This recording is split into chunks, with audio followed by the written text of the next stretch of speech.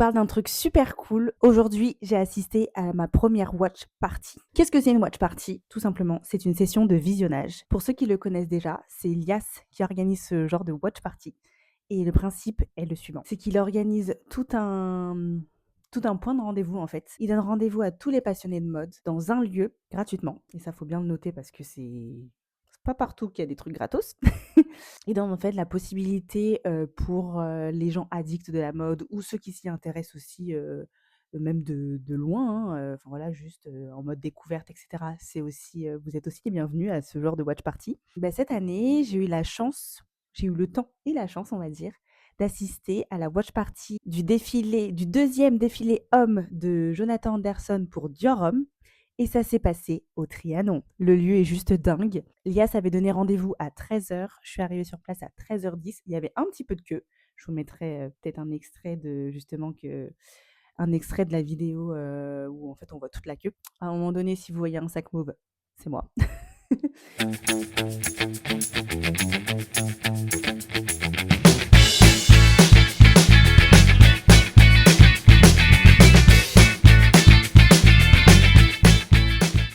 Franchement, en toute honnêteté, je ne pensais pas entrer dans le Trianon. Déjà, c'est la première fois que j'entrais au Trianon.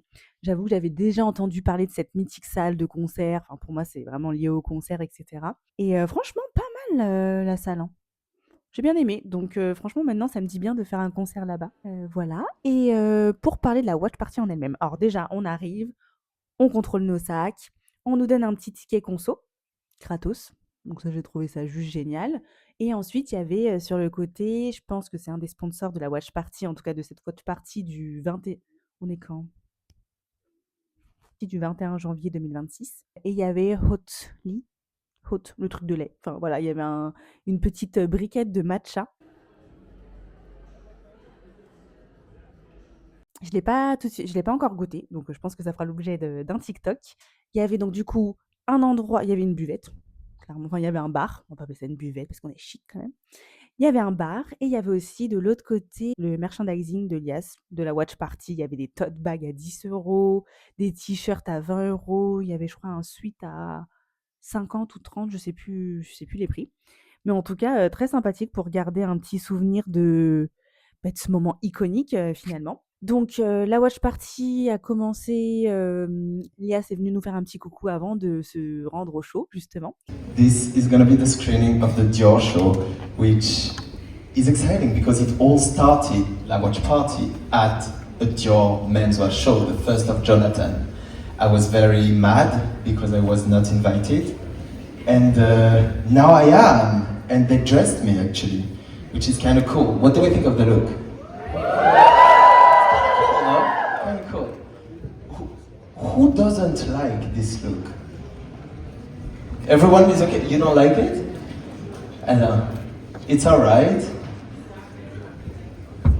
The jacket, we've seen it. Okay, okay. What about you? Why do you not like it?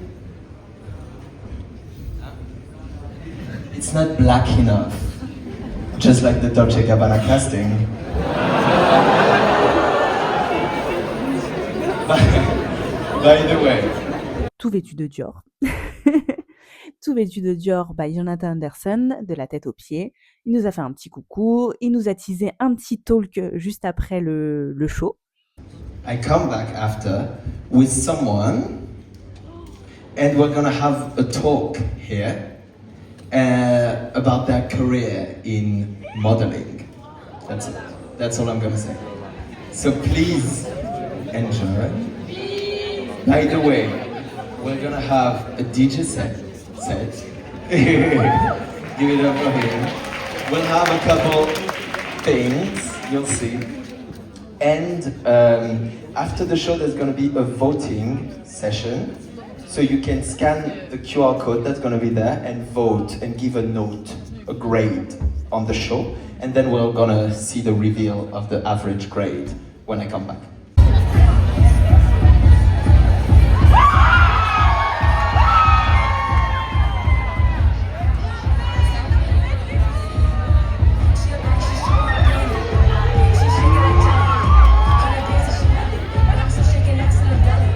Et il nous nous a du coup juste indiqué que c'était un mannequin qui allait venir. Alors tout de suite, les gens, comme on savait comme on sait qu'il est proche de Loli Baya, on s'est tous dit ah, c'est elle qui va venir pour un petit talk. Au final, c'était pas du tout elle. C'était Paul Hamlin. Et Paul Hamlin, ça fait des années qu'il défile pour les plus grandes maisons, etc. On a pu du coup le découvrir son parcours, il a parlé de lui, il a parlé du monde du mannequinat, etc. Franchement, c'était hyper intéressant et il a même montré comment il défilait et ça, j'ai trouvé ça juste, génial, donc je vous le montre.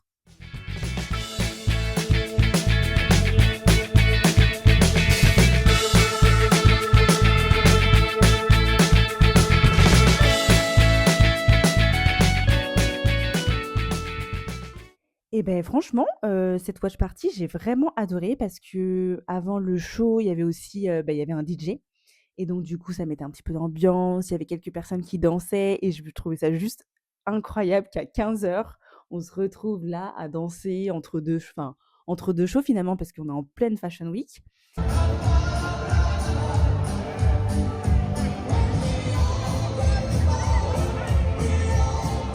Et en fait, c'est des moments comme ça, des moments de vie qui sont hyper marquants.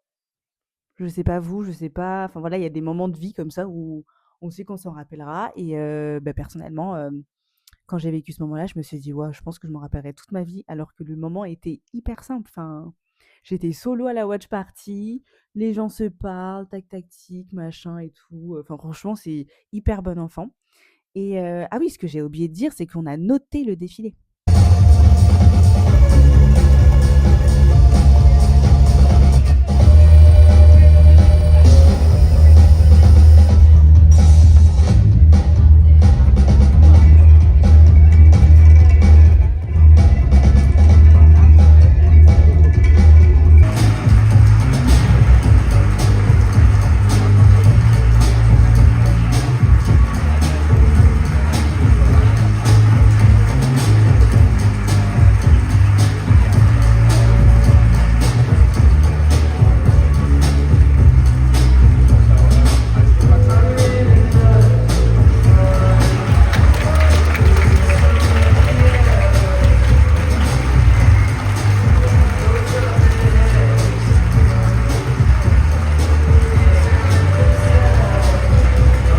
I want to see what you guys gave because I didn't vote yet. Okay, can we do it? Go, 3, 2, 1. Oh, 2.7. Oh yeah, so you didn't gag.